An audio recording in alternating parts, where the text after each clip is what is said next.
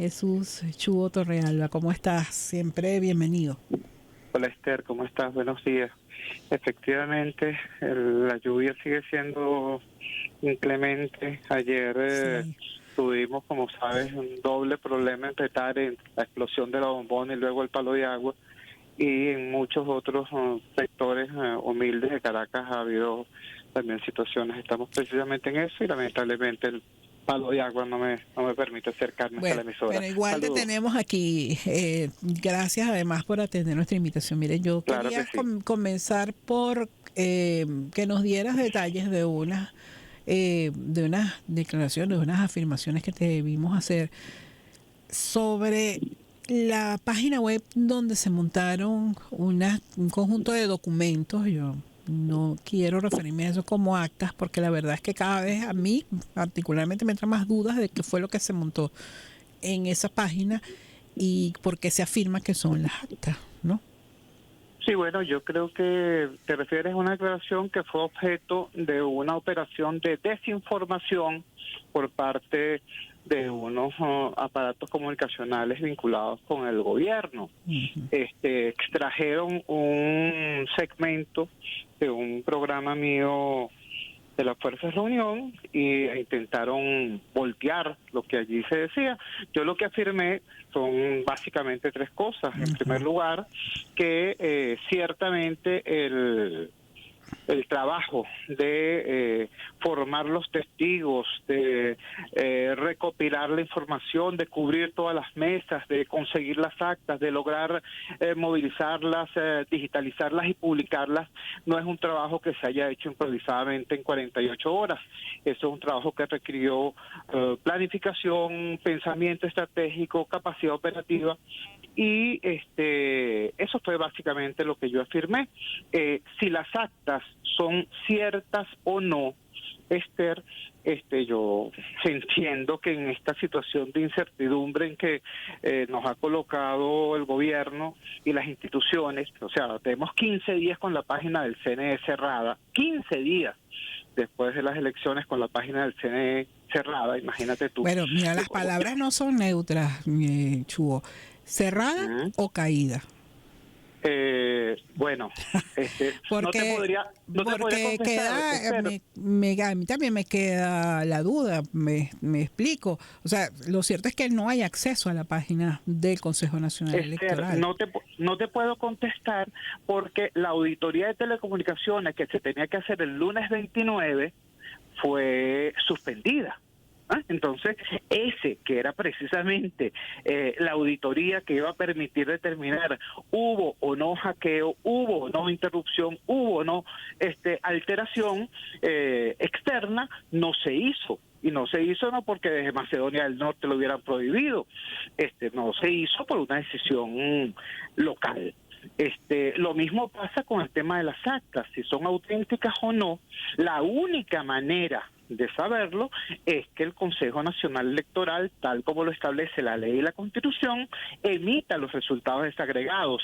Ante los resultados desagregados, cada factor entonces podrá apoyar o impugnar sobre la base de las actas que cada quien tiene. Y es entonces cuando se procede a la verificación de la autenticidad de las mismas, con un doble sistema de seguro, tanto el código hash, el código alfanumérico de identificación, como el código QR. Recordemos, el gobierno tiene décadas diciendo que este es el sistema electoral más perfecto del mundo y ciertamente sí tiene muchísima seguridad porque, como dijo el vicepresidente Carlos Quintero, que opositor no es, por cierto, la confianza en los resultados electorales no es producto de un acto de fe, es producto de que es un sistema auditable. Bueno, precisamente eso es lo que no se ha hecho. Las auditorías, las tres auditorías que estaban previstas a partir del momento de la votación. Y que además de la de telecomunicaciones, ¿cuáles son las otras dos? No tengo el detalle, Sabes que no soy experto electoral, Bueno, ese no es el punto, pero el tema de las telecomunicaciones sí me llamó muchísimo la atención porque precisamente la alegación, el pretexto para no dar los resultados y no dar los soportes de los resultados, hablaba de una injerencia, de un hackeo, de una agresión Ahora, externa. fíjate tú,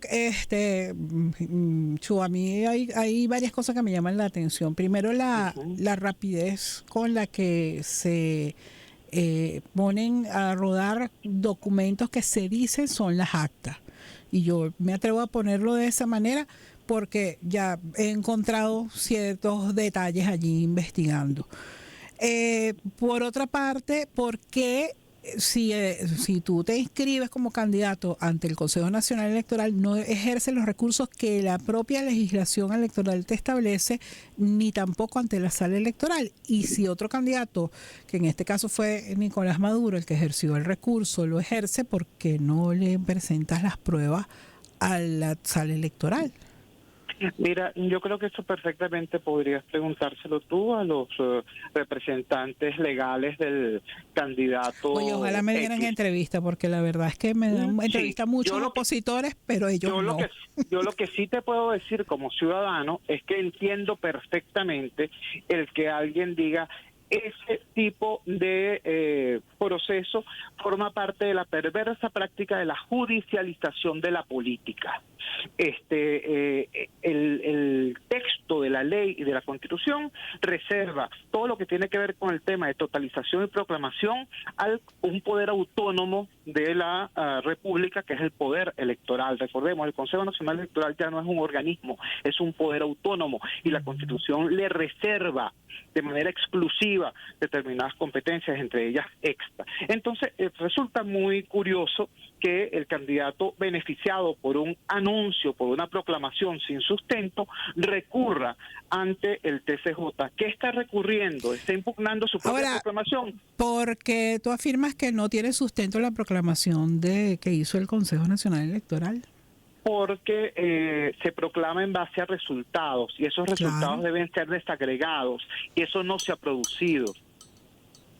Mira, si eso se hubiera producido, si los resultados desagregados se hubieran producido, sencillamente entonces sí, yo entendería. Oye, pero en otros procesos se han publicado hasta 3 semanas después esos resultados desagregados, y eso no ha invalidado la proclamación, ni ha tampoco invalidado el hecho de que se ejerzan recursos ante tanto administrativos como jurisdiccionales. Tienes toda la razón, Esther. En otros procesos se han presentado recursos ante la Sala Electoral del Tribunal Supremo de Justicia y han pasado 7 años, 9 años sin ninguna respuesta. A todo un estado se le quitó la representación parlamentaria. Al estado Amazonas se le arrebataron los 3 diputados, y eso se recurrió, y hasta el sol de hoy no ha habido una respuesta de esa misma sala electoral, ante la cual recurrió el candidato Nicolás Maduro. Entonces, yo creo, repito, o sea, podemos meternos hasta el infinito en eso que el presidente Chávez alguna vez denominó recursos leguleyos. ¿Recuerdas cuando el presidente Chávez utilizaba esa expresión? Podemos meternos hasta el infinito en eso. Yo creo que en este momento el país necesita tranquilidad, necesita sosiego, y ese sosiego, esa tranquilidad solamente vendrá de la verdad, y afortunadamente existen los recaudos que pueden establecer esta verdad. ¿Por qué existen los recaudos? Bueno, porque Tibisay Lucena tenía razón, ¿vale? Este sistema de votación, no me refiero al sistema electoral en su conjunto, el sistema de votación es tremendamente seguro. La impresión de las actas precede a la transmisión de las mismas, ¿no? Como nos explicaron más de una vez, y como resulta que el gobierno habla de que hubo una injerencia en la transmisión, entonces resulta que las actas están a salvo, y las actas están en el sobre número 1, el original. Sí. El sobre número 1 está en manos del Plan República, está en manos del Consejo Nacional Electoral. Bueno, ahí está la verdad. Porque, repito, a 15 días de las elecciones, no hay ninguna información sobre esos recaudos donde reposa la verdad que pudiera darle sosiego a este país. ¿Por qué tenemos entonces en este momento que sencillamente entender que hay una duda razonable en un sector importante del país, y por otro lado hay alguien diciendo, no, mira, la verdad oficial es esta, y tengo detrás de eso la Fuerza Armada y la Policía para vérmelas con quien dude de la verdad oficial? Eso no es Eso no es algo conveniente para el país. Mira, antes del 28 de julio teníamos 300 presos políticos, hoy tenemos más de 2.000. Antes del 28 de julio... Yo ahí sí me atrevo a disentir contigo públicamente. Yo generalmente permito a mis entrevistados que expresen sus opiniones sin opinar sobre ello, pero ahí sí te pido que revisemos esa terminología, porque yo vi, y de hecho tuve que pasar para llegar a mi casa por en medio de manifestaciones pacíficas en rechazo a los resultados electorales. Y esa gente, ninguno están presos, todos están en sus casas. Ahora, esa que estaban manifestando, claro que sí, no, mira, porque los que sí están presos eran los que sí hicieron actos violentos después de esas manifestaciones. Discúlpame. ¿Cuánto hay ahí entre esos detenidos de personas que Américo de Gracia afirman, fue por ejemplo, en algún tipo de acto violento? Mira, no lo sé. Yo ahí no lo puedo afirmar. Claro, eso no lo puedo afirmar. Ahora, tú acabas de afirmar. Lo que sí sé es que están siendo investigados por la organización de esos actos violentos. Está bien. Entonces, cualquier día te entrevistaré yo a ti, pues. Sí. Entonces, tú acabas de afirmar, querida colega, respetada colega, que todos los que están presos tienen que ver con actos violentos. Yo te estoy preguntando, ¿no? Y te puse un nombre, te puedo poner 10 más. Resulta, ¿no?, que en este momento se transformó prácticamente en cargo criminal haber tenido que ver con la formación de testigos, con la búsqueda de actas, con el acarreo de actas, con la publicación de actas. Mira, es una situación, repito, que no es conveniente para el país. Mira, salir de la situación de la emergencia humanitaria compleja en la que estamos no es posible si no hay una solución sostenible al tema económico. No habrá solución sostenible al tema económico si no hay inversión, y no va a haber inversión y no va a haber producción si no hay un clima de estabilidad, sosiego y seguridad jurídica. Entonces, no estoy hablando de la perspectiva de el partido A contra el partido B, el candidato A contra el partido B. Mira, la política no es un juego de video donde estén Edmundo González con una consola y Nicolás Maduro por el otro lado con otra consola. No, la política se da en un país real, donde hay gente sufriendo, donde hay gente necesitada y donde hay 8 millones de venezolanos en el exterior. Entonces, esto que se pensaba podía ser una oportunidad para normalizar la vida del país, para reinsertar a Venezuela en los circuitos económicos y geoenergéticos que nos convienen, resulta que estamos hoy, 15 días después de las elecciones, en una situación bastante más precaria. Yo creo que este planteamiento creo que se entiende y que no es agresivo contra nadie. Mira, el chavismo es una fuerza. El chavismo acaba de sacar, según la oposición, 30% de los votos. Eso es una fuerza importantísima.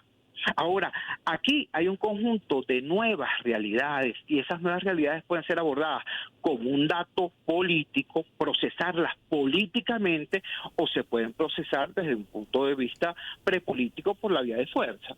Entonces, yo lo que creo es que al país le conviene que los políticos, que la clase política haga su trabajo, y su trabajo no es guerrear, su trabajo es negociar, su trabajo es entenderse.